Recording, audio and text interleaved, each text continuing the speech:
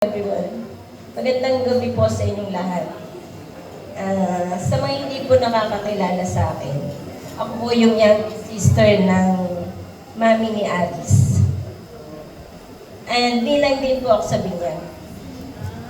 Ito po si Alice. Lahat po ng pamangkin ko, mahal ko sila lahat. Pero ang pinakamalapit sa puso ko, siya.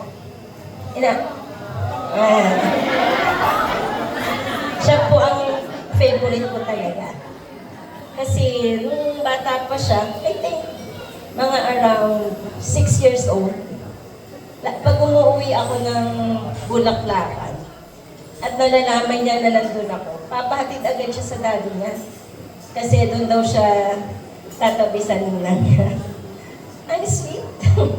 Nakakatuwa. Ito si Alice. Actually, yung office niya, parang 1 kilometer, ano? 1 kilometer away sa office ko.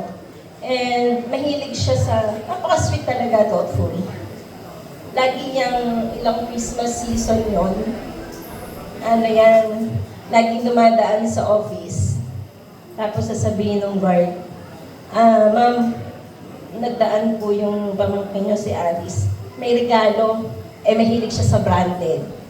Hindi yan nagre-regalo ng hindi branded Di ba? Lagi may pa-surprise. Ang saya lang, napaka-thoughtful niya. And may mga move siya na inahangaan ko yung huli niyang, yung sabi niya, magpapatransfer na lang siya dito sa Lipa. Kasi, sabi ko bakit? Ano daw kasi si mami niya walang kasama. Di ba? Sana all. Sana all naman. And Julie, alagaan mo yung utoy namin, ha? Pakamahalin mo siya.